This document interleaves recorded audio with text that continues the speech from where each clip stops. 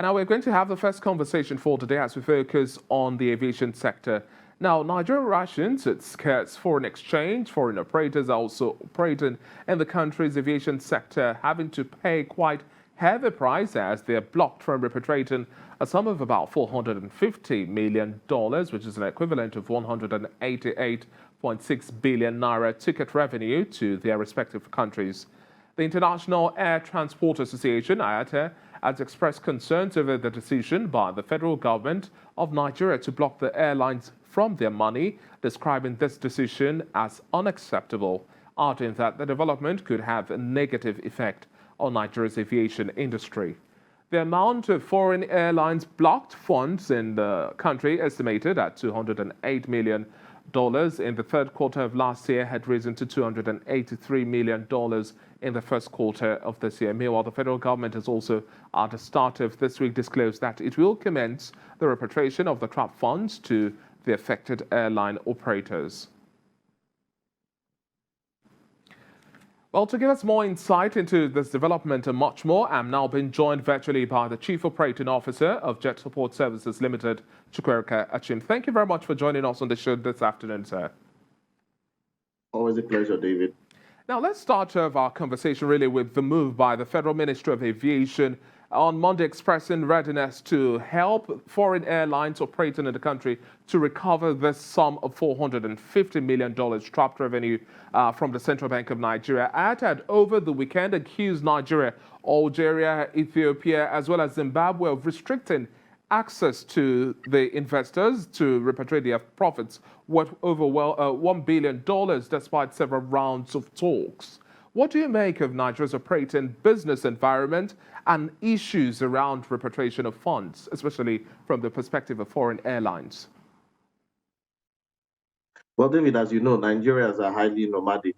And the Nigerian international travel market is actually a very huge market.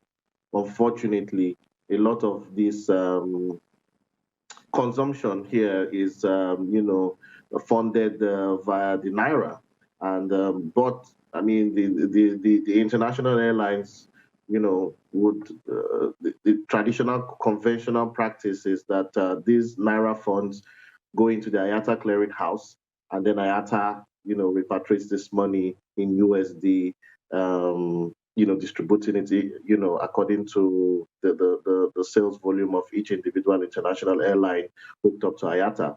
Unfortunately, the Nigerian government is challenged with the required forex liquidity to back up this naira sales that have been consumed locally. So it's a huge challenge, David, and it's becoming very, very difficult for the international carriers to repatriate their funds in order for them to continue operations. So, but the problem is not far-fetched. The Nigerian government is challenged with forex liquidity, and the current forex liquidity is not sufficient to sustain the forex demand, David. And now, really, at this point in time, do you think this is an element that would further likely deter investors and other foreign airlines and players, even if this situation is resolved? Do you think it would deter them? And what other corrective reforms do you also expect this move would now induce? Well, I think the foreign airlines are caught between the devil and the deep blue sea, if I may say. The Nigerian market is a very lucrative market for them. They are operating in and out of Nigeria with high load numbers. However, the challenge here is getting paid after the job is done. So, what would be the option for them? Would the option be to pull out and then reduce their market share of the global travel economy, or continue to wait for a resolution? But I believe with this intervention by the Ministry of Aviation, we have seen it happen before, where the Minister of Aviation intervened with the CBN, and the IATA was able to pull out a substantial amount of their blocked funds. But David, it's a challenging situation. Airlines are expensive to operate. The international airlines cannot sustain operating without, getting back their revenue. So it's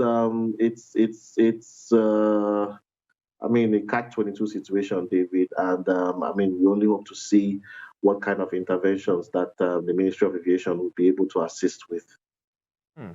Let's also look at a whole lot that IATA has also had to put forward in terms of figures now. Its forecast is that Nigerian Airlines and other African airlines will this year lose as much as $700 million due to a combination of the Russia-Ukraine crisis, the COVID-19 pandemic, as inflation, interest rate, this whole volatility in the exchange rates would also affect the growth of the aviation industry globally. What cues do you think airlines need to take now in terms of their re-strategization plan to maneuver through all of these curveballs? We've had lessons from COVID, we're having lessons from the Russia-Ukraine crisis, and now we just have to think outside of the box to see how we stay afloat. For the aviation sector that's had so much of it, how much more do you think we can have to maneuver through? Well, David, I think we've always said it here that the Nigerian airlines would have to start to think of, commercial strategies to start substituting a lot of their naira revenue for USD revenue. Nigerian airlines have to start to think about becoming continental players, and that way we can start to get in, the required FX rather than the solely dependence on solely depending on the CBN for forex revenue. So for me, David, beyond fleet modernization, beyond cost savings, right now the major problem is that the airlines are not able to attract the required liquidity to sustain purchasing of parts, crew training, lease payments, and David, it's a no-brainer, David. I mean, it is clearly evident that we have to start to think of export-oriented revenue, and this is the only way. This is the only way to guarantee any kind of survival for the local players in Nigeria, David. Mm. And now going back to this whole big issue of foreign exchange volatility and the availability, it's one of the biggest challenges that our local players have to face. And as we now project for the second half of this year, how do you see this also shaping up how airlines operate in the country? We've had a certain instance, you have a vast array of solutions when it comes to this. Share with us some of the thoughts you have now as to how we can manage through this whole volatility and then the allocations we have from the banks, which are insufficient to call it a spade. Yeah, I mean, David, the federal government is already insisting on commercializing or privatizing the airports, and of course, that would mean attracting the required investment from private sector to turn the airports into, global players.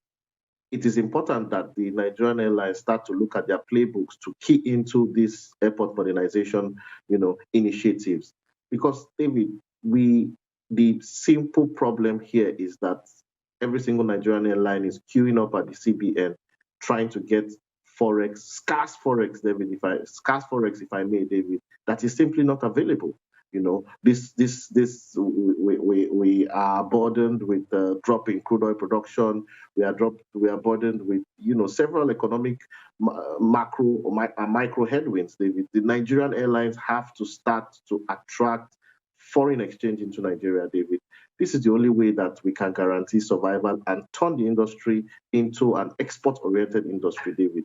All of the flights being operated in Nigeria, I dare say, David, is looking like it's being subsidized by the federal government because all of the naira revenue, the airlines queue up with the CBN trying to get forex at the CBN exchange rate, which the forex right now, David, is just not available.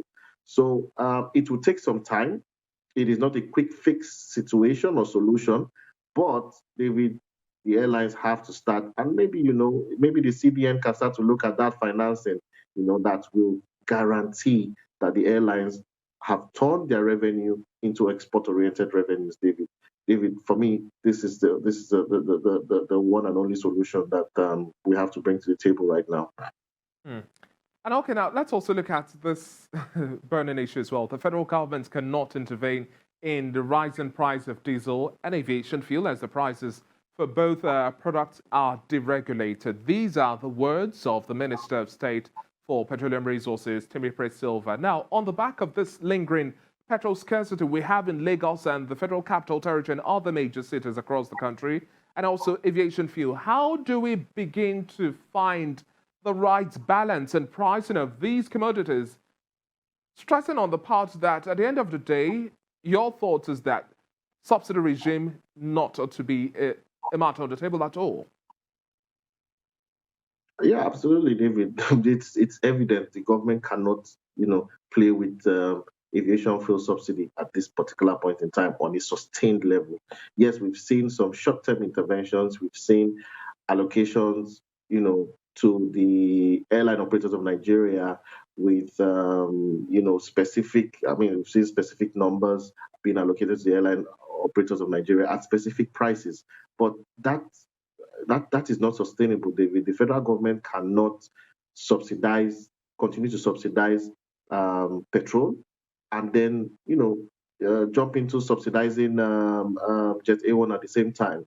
Even though I mean we are seeing short-term fixes, but David, on a long-term basis, is simply not sustainable.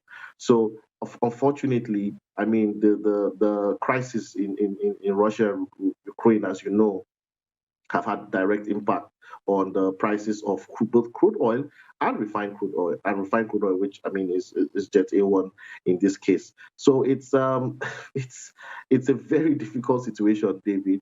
But ultimately, David, I mean, it's we are leaning towards a free market economy. Demand and supply would always, impact the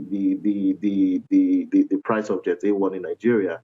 And at this point, David, it's very difficult to see a long-term solution other than the fact that, okay, maybe when the refineries kick in, the product will be available locally at a cheaper rate. And then, airlines could have it a bit easier at that point in time. But right now, David, it is strictly imported. None of it is procured locally. But I mean, the hope and prayer is that the Russia-Ukraine crisis will normalize in the not too distant future, and then hopefully we could see some kind of normality come back into the market, David. Okay, sir. Thank you so much for your time on the show today. It's been a pleasure speaking with you, Chukwuka Achim. And at the end of the day, we hope that the aviation sector will have a bigger bounce back as we gradually inch into the second half of this year.